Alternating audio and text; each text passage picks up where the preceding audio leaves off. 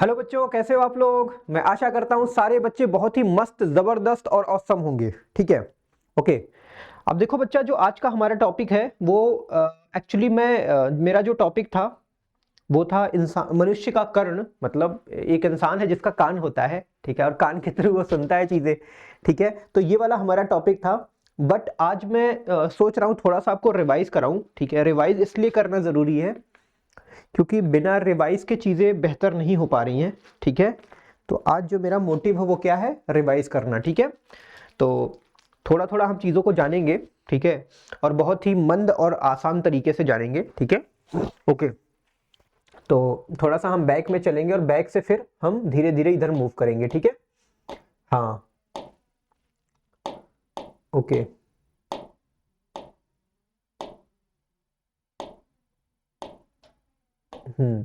तो देखो बच्चा, मैंने आपको ध्वनि के बारे में बताया था कि ध्वनि होती क्या है। ठीक है, ध्वनि हमारी जो है एक जगह से दूसरी जगह स्थानांतरित भी होती है, और जो ध्वनि होती है वो पैदा भी होती है। कैसे पैदा होती है, आपने बताया था हमें, मुझे, कि सर कंपन की वजह से ध्वनि पैदा होती है।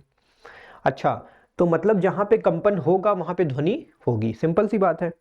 अच्छा, उसके बाद ध्वनि जो कंपन करती है, देखो कंपन के भी कई प्रकार होते हैं। ठीक है, तो जैसा कंपन वैसी ध्वनि, ये बात सबको पता है। ठीक है, मतलब अगर ध्वनि का प्रकार है तो इसका मतलब जहां से वो, जिस सोर्स से वो निकल रही है उसका भी कोई ना कोई प्रकार होगा। हाँ सर, बिल्कुल होगा, उसमें कहने वाली क्या बात है। ठीक है, अब देखो, हमने पढ़ा था कि जैसे हम कहीं जाते हैं बाहर, ठीक है, तो चारों तरफ हमें क्या सुनाई देता है, एक शोर सुनाई देता है, आवाज़ सुनाई देती है। ठीक है, हम बाहर जाते हैं तो गाड़ियों की आवाज़ हमें सुनाई देती है, हमें लोग बात करते हुए दिखते हैं। ठीक है, और पता चला बगल से एक बहुत तेज़ी से मोटरसाइकिल निकली, तो वो भी एक तरह की क्या कर रही है, ध्वनि कर रही है, तो वो भी हमें सुनाई देता है। तो कहने का ये मतलब हुआ कि ध्वनि जो है वो हमारी लाइफ में बहुत इंपॉर्टेंट रोल प्ले करती है। और अगर हम अभी, मैं खड़े होकर आपसे बातचीत कर पा रहा हूँ या फिर आप मेरे वीडियोस देख पा रहे हो, तो कहीं ना कहीं ये केवल वीडियो फॉर्मेट नहीं है, ये ऑडियो वीडियो दोनों फॉर्मेट है। ठीक है ना, तो कहीं ना कहीं ये जो मेरी ध्वनि है, जो मैं बोल रहा हूँ, वो भी आप तक क्या हो रही है, पहुंच रही है। ये बात सही है, बिल्कुल सर सही है। तो सिंपल सी बात है बच्चा कि इस तरह से देखो, यहाँ पे बच्चे बैठे हुए थे, लंच हो गया, सारे बच्चे चले गए। क्यों, कैसे पता चला कि लंच हो गया, प्यून ने क्या किया, बेल को बजाया, तो बेल से साउंड निकला, और साउंड जब हमारे कानों में एंट्री करा तो हमें पता चल गया कि बेल बज गई, और that is indicate for lunch. Okay, and next one is, अगर हमारी तरफ कोई आता है, जैसे ये आपके एनसीईआरटी बुक्स में बहुत ब्रीफली एक्सप्लेन करा गया, लेकिन आपको मैं कहता हूँ बहुत ज़्यादा जान, मतलब ऐसा नहीं पूरा पता करो, सिंपल जानो आप। ठीक है, चीज़ों को केवल थोड़ा थोड़ा ओवरव्यू लो, क्योंकि देखो ऑलमोस्ट आप सब लोग जानते हो इन चीज़ों के बारे में, तो मुझे इसमें ज़्यादा टाइम वेस्ट नहीं करूँगा आपका। ठीक है, तो जैसे अगर आपकी तरफ कोई आ रहा है, ठीक है, तो आ रहा है तो इसका मतलब क्या हुआ, अगर आ रहा है तो अगर मान लो आपको पता चल गया, आपने बोला अरे मेरी तरफ कोई आ रहा है, ठीक है, तो आप उसको दो तरीके से जज कर सकते हो, या तो आप देख रहे हो कि हाँ वो मेरी तरफ आ रहा है।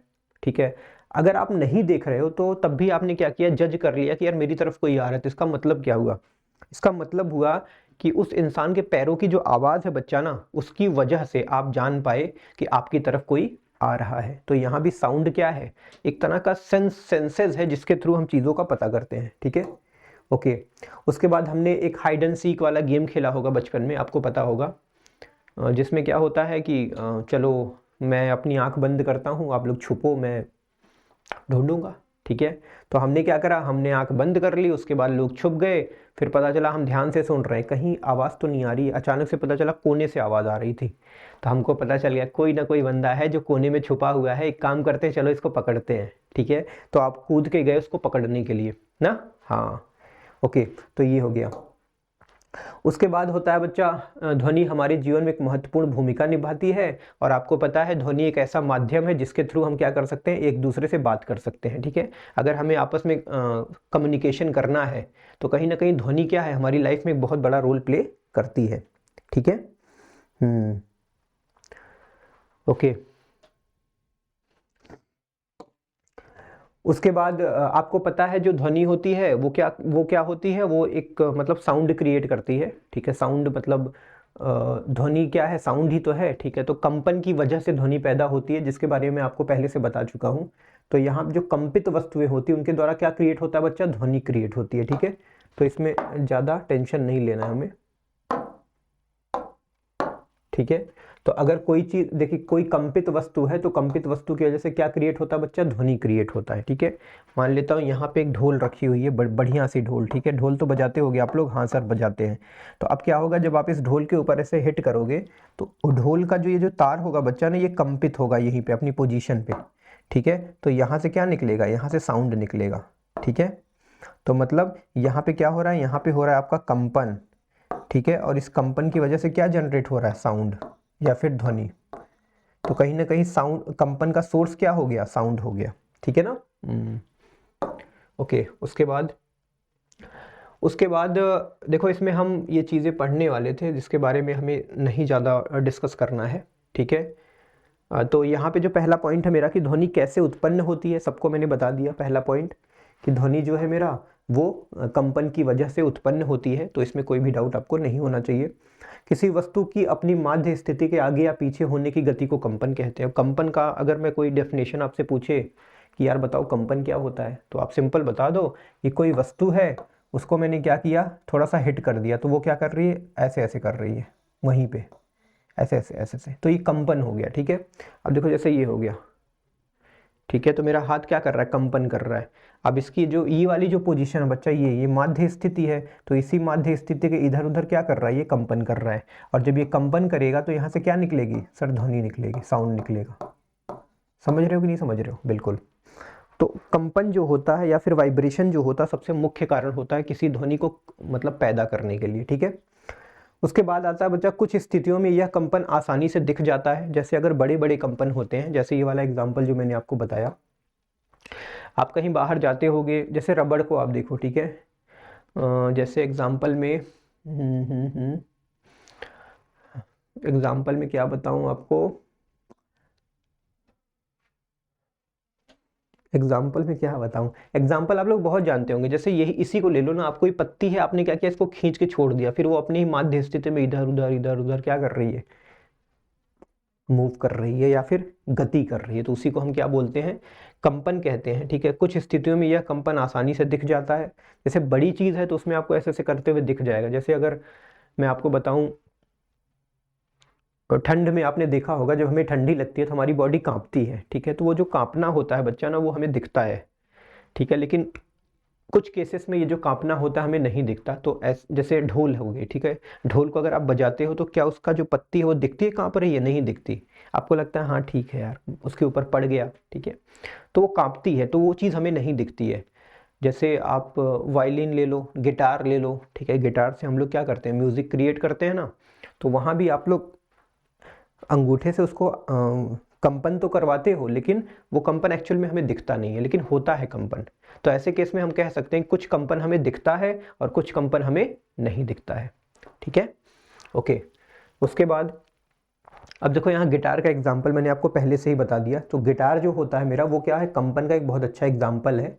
अब देखो इसमें डोरियाँ, देखो इसमें लंबी लंबी क्या बनी हुई है, ये लंबी लंबी स्ट्रिंग्स बनी हुई है। ठीक है, 1 2 3 4, और ये बहुत टाइटली क्या है, स्ट्रेच है दोनों दोनों पॉइंट्स पे। और जब टाइटली स्ट्रेच्ड है तो इसका मतलब ये बहुत टाइट है। जब आप इसको हिट करोगे ना, तो ये अपने ही पोजीशन पे क्या करेगी, कंपन करेगी।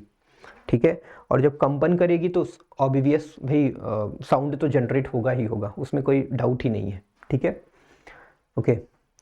तो नेक्स्ट हमारा है मनुष्य द्वारा जो उत्पन्न ध्वनि होती है। देखो ध्वनि जो होती है बच्चा, इंसानों द्वारा क्या होती है, पैदा करी जाती है। ठीक है, जैसे उसमें मनुष्यों में ध्वनि वाक्य यंत्र द्वारा उत्पन्न की जाती है। अब आप सोचो ना, मैं बोल रहा हूँ, ठीक है, तो कहीं ना कहीं मेरे ये गले से जो क्या निकल रही है, ध्वनि निकल रही है।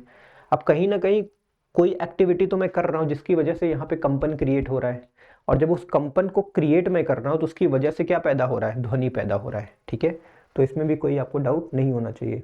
यह यंत्र सांस नली के ऊपर होता है। हमारी जो सांस की नली होती है ना, यहाँ पे सांस नली होती है, इसके ऊपर कौन होता है, वाक यंत्र होता है।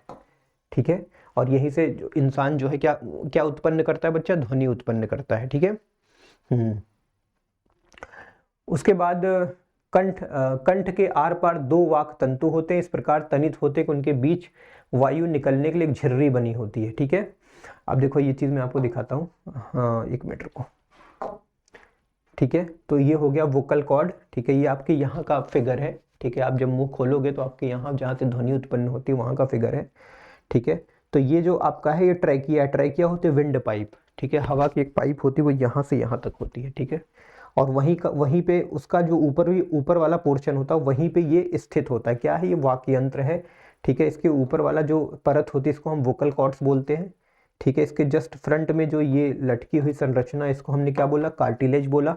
और उसके बाद ये ऊपर वाला जो पोर्शन इसको हमने क्या बोला? एपिग्लॉटिस बोला, ठीक है।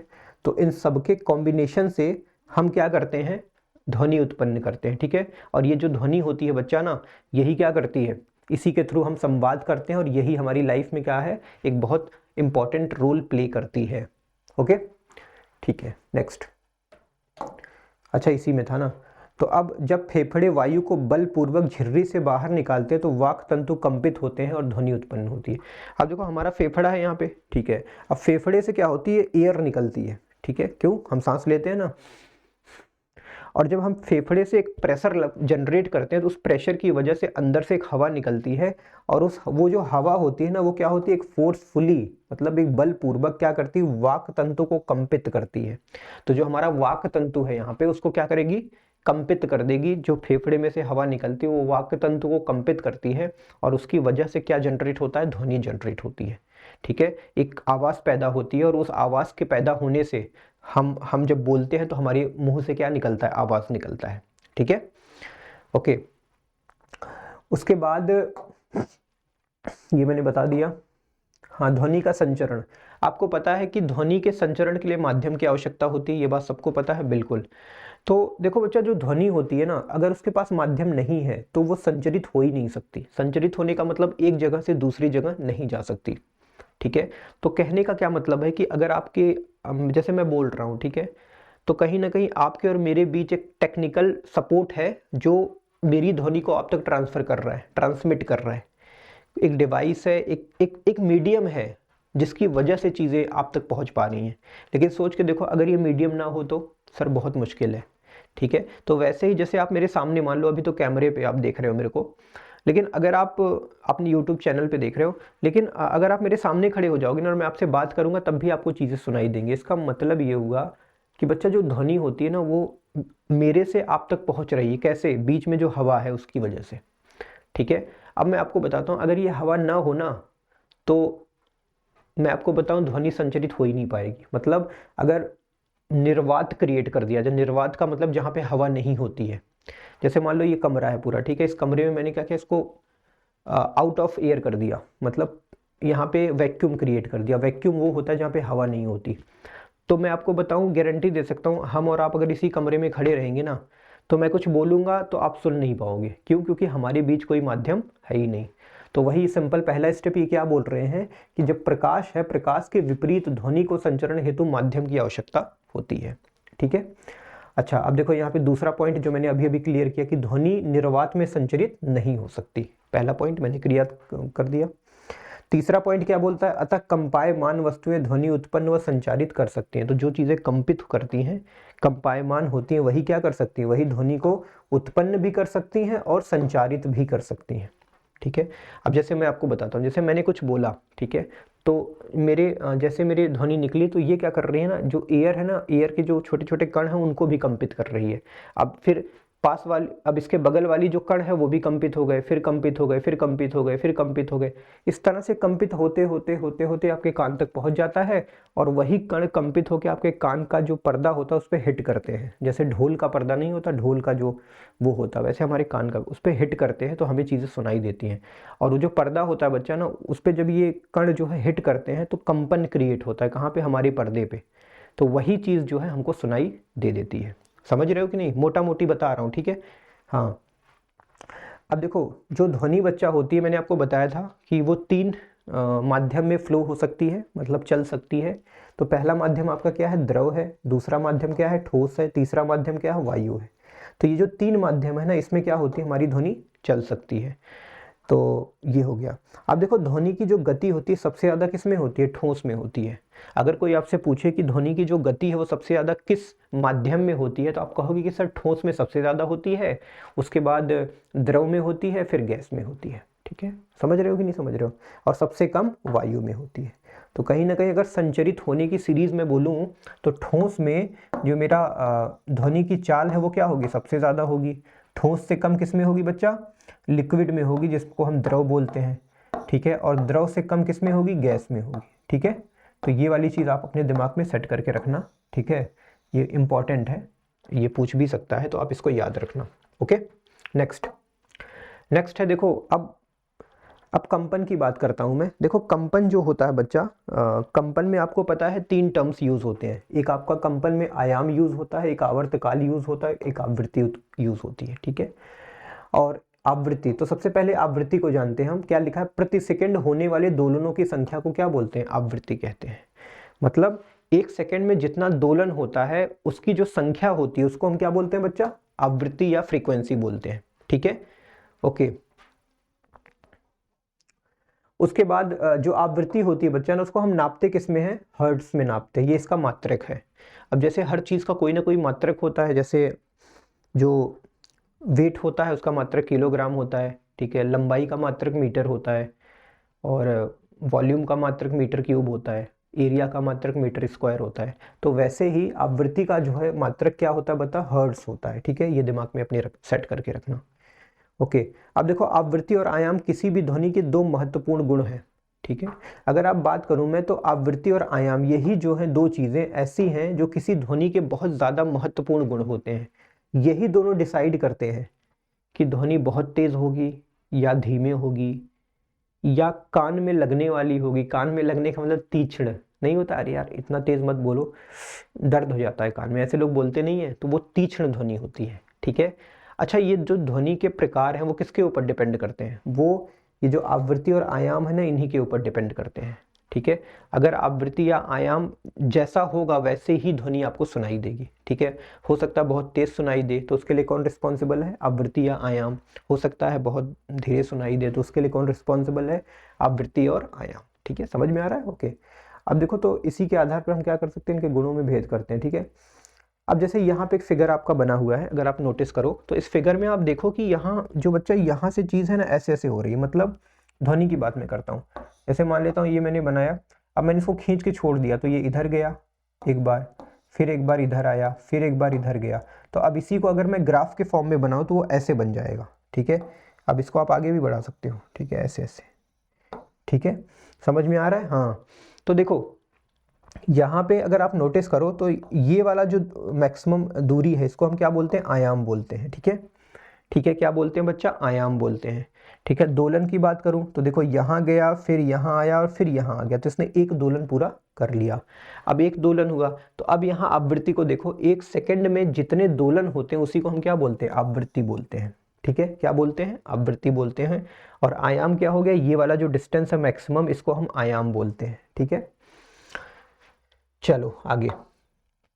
अब देखो जो मैं बता रहा था कि जो ध्वनि का प्रकार है वो कैसे डिपेंड करता है, ध्वनि की प्रबलता उसके आयाम पर निर्भर करती है। अब मैंने सुना है कि एक अंकल जी मेरे हैं जो बहुत तेज बोल रहे हैं, तुम कहाँ गए थे इतनी देर से, ठीक है। इसका मतलब क्या हुआ, उनकी जो आवाज़ है बहुत प्रबल है, बहुत तेज है, ठीक है।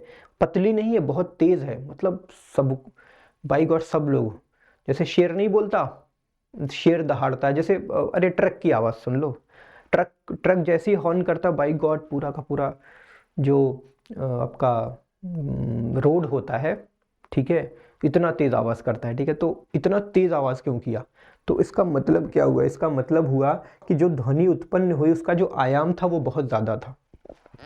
कौन सा आयाम, ये वाला, ठीक है, ये ज़्यादा था। अगर ये ज़्यादा है बच्चा ना, तो इसका मतलब जब आप बोलोगे ना तो बहुत तेज़ बोलोगे, ठीक है, मोटी आवाज़ में बोलोगे, ठीक है, ओके। उसके बाद ध्वनि का आयाम जितना ज़्यादा हो उसकी प्रबलता उतनी ही होती है, जब आयाम छोटा हो तो ध्वनि मंद होती है। अब अगर मैं कहूँ कि आप जो है बोलो लेकिन धीरे बोलो, ठीक है, आप बोलो लेकिन धीरे बोलो, तो आपको क्या करना पड़ेगा, जब आप बोलोगे ना तो आपको अपनी ध्वनि का जो आयाम है वो कम करना पड़ेगा, ठीक है। क्या करना पड़ेगा, कम करना पड़ेगा। अगर आयाम कम है तो आपकी जो ध्वनि होगी वो मंद होगी, कम होएगी, ठीक है, ओके। उसके बाद आवृत्ति ध्वनि के तारत्व और तीक्ष्णता को निर्धारित करती है। तो आवृत्ति क्या है, अब देखो मैंने क्या बोला कि ध्वनि का जो प्रकार है बच्चा वो किस पे निर्भर करता है, वो इस बात पे निर्भर करता है कि जो ध्वनि है मेरी वो कितनी तेज है और कितनी तीक्ष्ण है और कितनी तेज है। तो आपको पता है अगर ध्वनि की आवृत्ति बहुत ज़्यादा होगी, ठीक है, ध्वनि की आवृत्ति अगर बहुत ज़्यादा है, तीक्ष्ण है, तो इसका मतलब क्या हुआ कि वो जो ध्वनि होगी बच्चा वो उसकी तीक्ष्णता और तारतम्य तो बहुत ज़्यादा होगा। जैसे बिल्ली की आवाज़ हो गई, ठीक है, पक्षियों की आवाज़ हो गई, ठीक है, ये बहुत पतली आवाज़ें होती हैं, ठीक है। और रात में आप जैसे रात में जो गांव के बच्चे होंगे समझ पाते होंगे, जो छोटे छोटे बाहर जो कीड़े होते हैं, कीड़े मकोड़े, ठीक है, अब रात में सुनो आप तो बहुत तेज बोलते हैं, भाई गॉड पूरा कान फटने लगता है, ठीक है, तो उनकी भी आवाज़ क्या है, बहुत तीक्ष्ण है, इसका मतलब उसकी आवृत्ति क्या होगी, उनकी आवाज़ की आवृत्ति कैसी है, ज़्यादा है, तो इसलिए ऐसा होता है, ठीक है।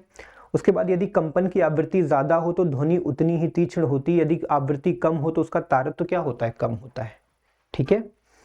तो आई होप कितना आप लोग समझे होंगे, ठीक है। उसके बाद बहुत सारे एग्जाम्पल्स हमारे हैं, ढोल हो गया, ठीक है, शेर की ध्वनि हो गई, इनका आयाम क्या होता है, बहुत ज़्यादा होता है, ठीक है। उसके बाद हमारा आता है श्रव्य ध्वनि, अश्रव्य ध्वनि, ये सब बहुत आसान टॉपिक है इसलिए मैं ज़्यादा एक्सप्लेन नहीं करूँगा। जो ध्वनियाँ मनुष्यों द्वारा संसूचित की जा सकती हैं उनको हम क्या बोलते हैं, श्रव्य बोलते हैं, और जो श्रव्य ध्वनि होती है वो इन दोनों के बीच में आती है। श्रव्य ध्वनि की जो आवृत्ति होती है बच्चा वो 20 हर्ट्ज से 20,000 हर्ट्ज के बीच में आती है। अगर इस बीच में आवृत्ति है आपकी तो आप चीज़ों को सुन पाओगे, नहीं तो नहीं सुन पाओगे, ठीक है। इसी तरह अश्रव्य ध्वनि वो होती है जो ध्वनियाँ आप नहीं सुन सकते, या इंसानों द्वारा जो ध्वनियाँ नहीं सुनाई दी जाती हैं उनको हम अश्रव्य ध्वनि कहते हैं। आवृत्ति क्या है, इनके बीच में है, ठीक है, मतलब इनके बीच में नहीं, मतलब इनके बीच में अगर होगा तो सुनाई देगी, इससे कम है तो नहीं सुनाई देगी, इससे ज़्यादा है तब भी नहीं सुनाई देगी, ठीक है ना। तो ये वाली चीज़ है, ओके। ध्वनि प्रदूषण आपको पता है कि ऐसी चीज़ें जो हमारे काम की नहीं होती है, जैसे ट्रैफिक लाइट पे जाम लग गया, पता चला लोग हॉर्न मारी जा रहे हैं, बहुत ज़्यादा शोर हो रहा है, तो ये जो शोर होता है ना, इसी शोर को हम किस में काउंट कर सकते हैं, ध्वनि प्रदूषण में काउंट कर सकते हैं, क्योंकि शोर जो होता है उसका कोई मतलब नहीं होता, ठीक है। तो ऐसी ध्वनि जो बेकार होती है वो ध्वनि प्रदूषण में चली जाती है, और ध्वनि प्रदूषण से आपको पता है बहुत सारी दिक्कतें आती हैं, ठीक है। एक इंसान है जो पूरे दिन उसको शांति नहीं मिल रही है, ठीक है, कहीं ना कहीं कोई कुछ ना कुछ बोल रहा है, कोई कुछ ना कुछ कह रहा है, तो उसकी वजह से उसकी बॉडी में ना बहुत सारे डिजीजेस पैदा हो जाते हैं, बहुत सारी दिक्कतें आना शुरू हो जाती हैं। तो उन दिक्कतों की वजह से क्या है, उन दिक्कतों की वजह, उन दिक्कतों की वजह है ध्वनि प्रदूषण, ठीक है।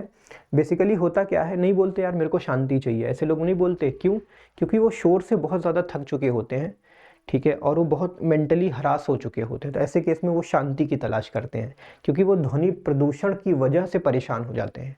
तो उसकी वजह से बहुत सारी साइकोलॉजिकल प्रॉब्लम हमारी बॉडी में क्रिएट होने लगती है, और उसकी वजह से कई सारी बीमारियां भी साइड में पैदा होने लगती हैं, ठीक है। तो इनको दूर करने के बहुत सारे उपाय हैं। अब जैसे ध्वनि प्रदूषण से ये सारी दिक्कतें आ सकती है, आपको अनिद्रा हो सकती है, चिंता हो सकता है, तनाव हो सकता है, ठीक है, ये सब ध्वनि प्रदूषण के क्या है, कारण है, ओके। और इनको देखो हमें लिमिट में करना चाहिए। लिमिट में करने का मतलब ये हुआ कि जहाँ अगर हमें लगता है कि यहाँ पे ज़्यादा, जैसे डीजे उजे आपके बारातों में बहुत ज़्यादा बजता है तो बजाना चाहिए, ऐसा नहीं है, बट एक लिमिट में बजाना चाहिए, एक थोड़े से कम साउंड में बजाना चाहिए। तो ये सारे बहुत सारे घरेलू उपाय हैं जिसका यूज़ करके हम इसको कम कर सकते हैं, ठीक है। उनके स्रोतों पर नियंत्रण करना चाहिए जहाँ से वो पैदा होते हैं, और जो यातायात वाहन होते हैं, औद्योगिक कंपनियां होती हैं, ठीक है, इन सबको कहाँ इस्टेब्लिश करना चाहिए, कहीं घर से दूर इस्टेब्लिश करना चाहिए, या फिर किसी डिस्ट्रिक्ट से दूर करना चाहिए जहाँ पे इंसान न रहते हो, कम रहते हो, या फिर इंसानों की डेंसिटी कम हो, ठीक है। तो शोर उत्पन्न करने वाले जो भी क्रियाकलाप हैं हमारे गाँव में जैसे होते हैं, पता चला ढोल बजा रहे हैं, ठीक है, और बेकार में हॉर्न लोग मार रहे हैं, ठीक है, होता नहीं है, बजाते हुए साइड से बंदा निकलता है पूरा हॉर्न, छोटी छोटी बाइक्स में पता चला ट्रक वाले हॉर्न लगा दिए, ठीक है। तो ये सब क्या है, सब रीज़न है ध्वनि प्रदूषण को बनाने का। तो इन पे हमें क्या लगाना चाहिए, लगाम लगाना चाहिए। तो ये सब करके ना हम ध्वनि प्रदूषण को नियंत्रित कर सकते हैं बच्चा, ठीक है। आई होप कि ये बात आपको समझ में आई होगी, ठीक है। तो मिलते हैं फिर अगले सेशन में हम लोग, तब तक आप लोग अच्छे से रिवाइज़ करो, चीज़ों को समझो और करना शुरू करो, ठीक है। मिलते हैं, ओके।